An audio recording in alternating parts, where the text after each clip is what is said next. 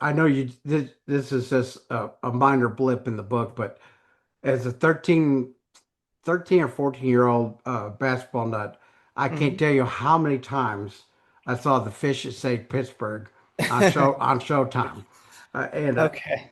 and yeah, and somehow he made me even a bigger Dr. J fan. Now, he had lots of commercials. He had Mhm. that movie, Signature Shoes, you name it. And I know there were athletes in commercials and everything then, but very few that had a movie and a bunch of commercials and shoes. How was he able to keep that side of it? And I know that he's got, he splits the Dr. J and Julius Erving, but how was he able to keep that stuff separate from his playing career? He he uh he studied business in college, and he always had this sort of idea of leveraging basketball into something greater. But if we could just stick on the Fish That Saved Pittsburgh, I talked to the producer who also co-wrote the film, Oh, wow.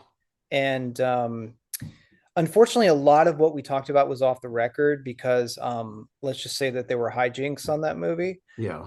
So I can't really talk about it, but they went to him. Like it wasn't like he was pursuing any sort of acting career. It was one of those things where, um, the movie comes off of the success of a movie called Car Wash, which Yeah. this producer did, and that was kind of a wild movie that kind of traded on the sort of you know remnants of the hippie psychedelic era sort of stuff that set also in sort of with a little bit of black exploitation in there, and and they wanted something similar with basketball, and so they were like, well, who fits that mold as somebody kind of had the legendary aspect of him coming from the ABA, and so it just fit perfectly within the confines of what they were after. And the interesting thing about that is that Erving himself always talked about how because of that Dr. J persona and because of he was actually kind of a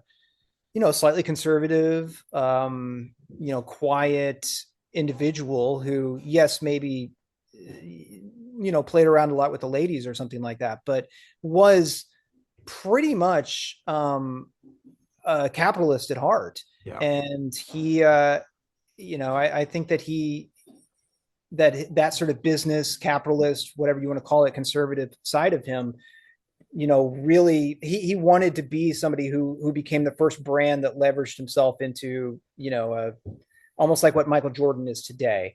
Yeah. And I always thought that like Michael Jordan is such a great comparison to him because what Dr. J does, whether it's validating these playground moves and sort of showing that these moves can not only work in a formal setting but lead to championships and winning basketball, or leveraging this idea of film and commercials and beyond that, just like he was producing like commercials, and he was like making class rings, and he was sort of dabbling in Coca-Cola. He was Yeah. like had his hand in a lot of different things, but never as like purposefully as Michael Jordan immediately gets to do. It's like he sort of like shows what you can do without sort of having the map for how to lead yourself to greater goods. And Michael Jordan can immediately sort of look at what Dr. J does and take it to the next level because he doesn't have to validate his moves. He doesn't have to sort of